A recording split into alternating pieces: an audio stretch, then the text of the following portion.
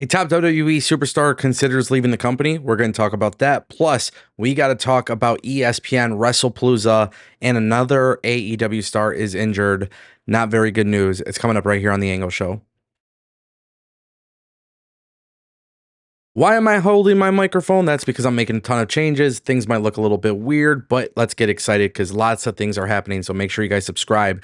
Let's talk about it, ladies and gentlemen. WrestlePalooza and ESPN.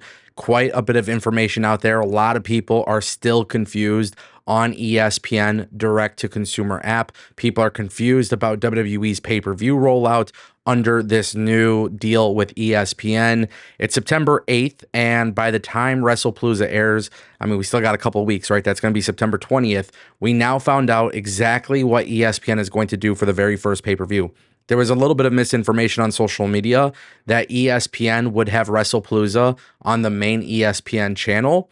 And that is not the case for WrestlePalooza. In fact, if you're planning to watch WrestlePalooza on September 20th, the only way you could do so is specifically by watching it on the ESPN direct to consumer app. So ESPN is not simulcasting this on any of their other networks, ESPN, ESPN2, ESPN3, ESPN Deportes, none of that. In fact, PWInsider.com has confirmed that if there are any changes to the plan, it will be very, very late in the game. ESPN, specifically their executives, have chosen to have this pay-per-view event exclusive to their DTC app. Now, that makes a lot of sense for ESPN, but I'm not going to lie, I kind of question the idea of why they would do that here. I know you obviously want subscriptions and you're trying to sell the application, but for a lot of people who might be interested in getting the application, I feel like it would have actually been a lot smarter to make this for free for absolutely everybody. And having that simulcast would have obviously prompted a huge increase in viewership, because not only would you be able to watch it on the app, but then you would also watch it on live television through the ESPN channel. So I am kind of curious as to why they came up with this decision. You know, WWE on ESPN, hopefully it works well. There had been times in the past where I watched UFC on ESPN and we had the unfortunate experience of buffering or the app going down. And this is the first time that WWE will be going live on ESPN. So in general, I would like to see that it was, available everywhere. The one thing that's really interesting about this ESPN deal is that we don't actually know which pay-per-views will be simulcasted, which ones will be on the app, which ones will be simulcasted. So hopefully at some point in the future, they will tell us. I think ESPN kind of did a bad job branding their direct to consumer app, especially because they have ESPN Plus and so many other things. But nonetheless, I'm really excited to see what the turnout's going to be. I'm excited to see how they visually do everything. It should be fun. Let's talk about it, guys. An AEW star is injured yet again. This one just screams bad luck. I have so much to say about this. Wardlow is reportedly injured again. This is not good, bro. He is expected to miss significant time from the company. According to a new report from Fightful Select, sources within AEW have confirmed the injury. They say that the injury is feared to have been a torn pectoral muscle, which would sideline him for quite a bit of time. A torn pectoral muscle is an injury that typically requires surgery from a lengthy rehabilitation period. Typically, you see wrestlers out 6 to 9 months.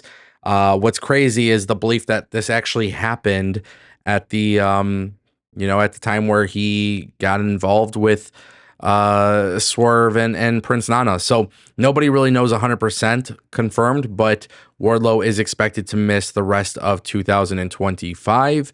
There is a belief that it might carry over into the first half of 2026, which would be really unfortunate, really alarming, and just really outright sad. Wardlow is a guy who has massive, massive appeal, could be a major crossover star, and it hasn't worked out for him. And it's not looking good for AEW when it comes to Wardlow. And truth be told, with Wardlow undergoing any sort of surgery and being without, on television, this guy hasn't even had like a wrestling match since 2023 or like early 2024. This is not good. This is not good. It's actually really sad. It's not something I enjoy talking about. But really, my issue that I have with this whole situation is, this is we kind of saw this during the pandemic where so many people were tearing like MCLs or ACLs, in the NFL after the pandemic when they got back. So it's like, the fact that Wardlow might not like yeah, he might be training, but maybe he's not getting in ring shape. I don't know what the issue is. And I don't really want to speculate on the reason why this is occurring, but it is problematic to a certain degree. It is problematic because Wardlow is somebody with massive potential, but at this point, I think we just have to call it what it is. He is becoming injury prone. And I really hate that.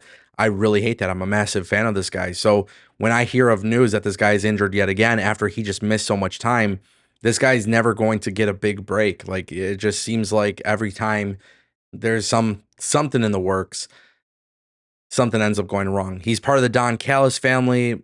I don't really know what to make of this. I don't know what they can do, but to get injured right after returning, after being away for so long, it just outright sucks. And I don't know if Wardlow and AEW, I don't know, like when he comes back from his injury, I don't know if it really makes sense for him to remain in the company.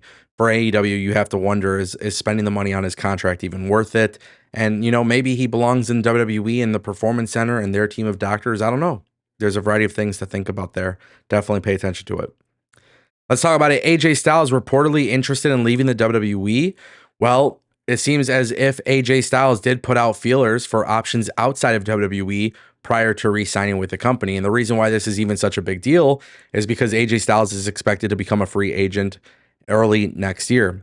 So John Elba of The Takedown on Sports Illustrated came out with a report that there was some feelers sent out to other companies for AJ Styles. And most of these opportunities were on the convention circuit. Let's just kind of break this down. John Elba says multiple sources indicated to The Takedown on Sports Illustrated that prior to re-signing with WWE on his most recent extension, Styles did indeed put feelers out about potential options outside of the company.